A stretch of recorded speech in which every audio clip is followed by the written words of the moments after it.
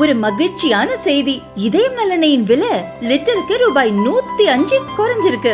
September 2023ல 1 litre இதயம் நல்லெண்ணெயின் அதிகபட்ச விலை ரூபாய் 503. ஆனா இப்ப 1 லிட்டர் இதயம் நல்லெண்ணெயின் விலை ரூபாய் 398 மட்டும்தான் தமிழ்நாட்டுல. அப்ப இனிமே எல்லாரும் இதயம் நல்லெண்ணெய் வாங்கலாம் இல்ல? இந்த மும்மொழி கொள்கையை அது ஒண்ணுமே இல்லைங்க. அது எதுவுமே இல்லை. படிக்க போறது குழந்தைகள். இப்போ இங்க ஆந்திராவோட இருக்கக்கூடிய மாவட்டம் வேலூர். அவங்க எத்தனை மொழி கற்கிறாங்க? ஆந்திராவை தெரிந்து பேச எத்தனை மொழி கற்கிறாங்க? 3 கற்கிறாங்க. கோயம்புத்தூர் கன்னட பேச இருக்கிறாங்க, தெரிஞ்சு பேசுறாங்க. சரி, மதுரையில சௌராஷ்டிரா இருக்கிறாங்க, அவங்க எத்தனை மொழி கற்றுக்கிறாங்க? சரி, ஏன் தமிழ்நாட்டு பிள்ளைங்க மட்டும் 3 மொழி கத்தாங்க? மொழி இதாயிருமா? சரி, அதுல ஒண்ணுமே கிடையாதுங்க. 8ஆம் கிளாஸ் வரையிலும், அதாவது இந்த 3 மொழி கொள்கைங்கிறது ஒண்ணுமே இல்லை. ஏற்கனவே தமிழ்நாட்டில் சிபிஎஸ்இ பள்ளி இல்லாம மெட்ரிகுலேஷன்லயே ஆங்கில வழி கல்வின்னு வந்துருச்சு.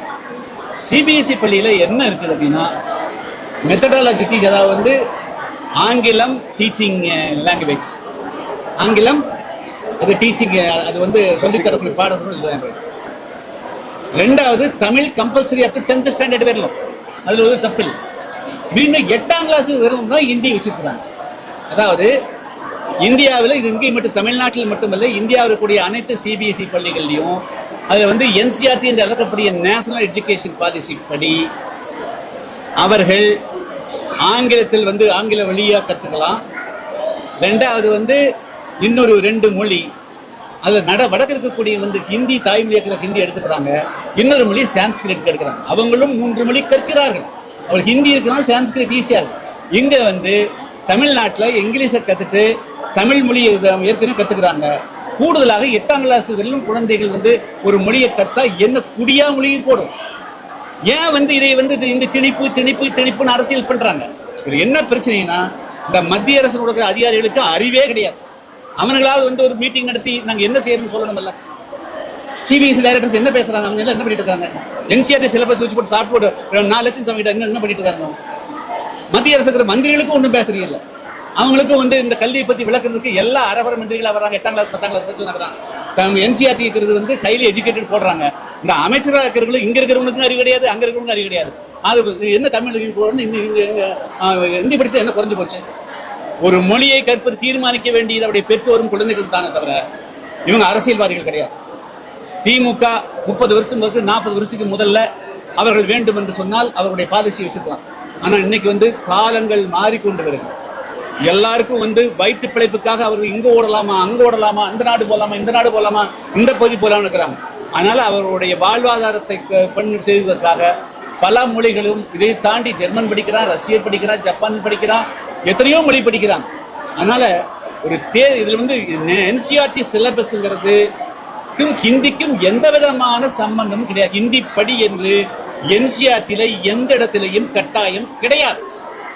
அப்படி இருக்கிறது என்று தமிழ்நாட்டில் கூடிய ஏதாவது ஐஏஎஸ் அதிகாரியோ தமிழ்நாடு பள்ளிக்கல்வித்துறை அமைச்சரை சொல்ல தயாரா? நீங்க கேளுங்க, எந்த இடத்துல ஹிந்தி கண்டிப்பாக படித்தாங்கன்றது. 3 லாங்குவேஜ், ஒரு லாங்குவேஜ் யூஸ் பண்ண சொல்லி தமிழ்நாட்டில். இன்னொரு லாங்குவேஜ் நீங்க இங்கிலீஷ் எடுத்துருக்கீங்க, தமிழ் எடுத்துக்கிறீங்க, இன்னொரு லாங்குவேஜ், அதுக்காக மலையாளம் கற்க முடியுமா? What is use?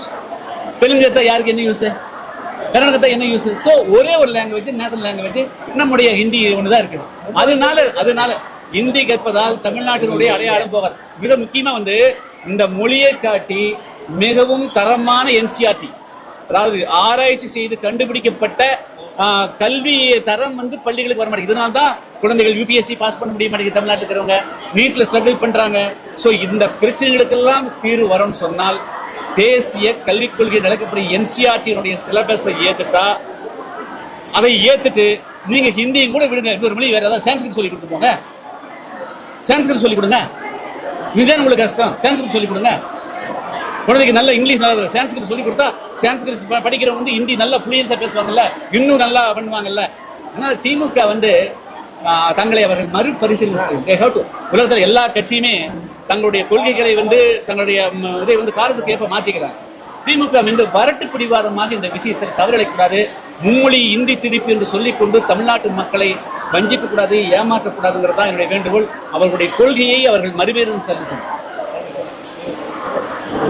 ஒற்றை வரி பதில் சார். மும்மொழி கொள்கைக்கு டாக்டர் வந்து ஆதரவா எதிர்ப்பாங்க. இவ்வளவு நேரம் பேசுறது ஒற்றை வரி பதில் கேக்குறேன். இவ்வளவு நேரம் பேசுறது எடுத்துக்கோங்க. இல்ல, அதாவது மும்மொழி கொள்கையால், அதாவது தேசிய கல்விக் கொள்கை, அதுதான் வந்து மத்திய அரசு வலியுறுத்தக்கூடிய அம்சம். தேசிய கல்வி என்சிஆர்டியினுடைய சிலபஸ்ல எந்த இடத்திலும் இந்தி கற்க வேண்டும் என்பது கட்டாயம் இல்லை. அது ஒரு பாடமாக எடுத்துக்கொள்ளலாமே தவிர ஹிந்தி கற்க வேண்டும் என்பது எந்த இடத்திலேயும் இல்லை. ஒரு மாணவன் விரும்பினால், பெற்றோர் விரும்பினால் 3 அல்லது 4 மொழியும் கற்கலாம். அந்த வகையில இந்தியும் கற்கலாம், வேறு எந்த மொழியை வேண்டுமா கற்கலாம். இந்தி கற்க வேண்டும் என்பது மும்மொழி திட்டத்தில் எந்த இடத்திலையும் கட்டாயப்படுத்தப்படவில்லை.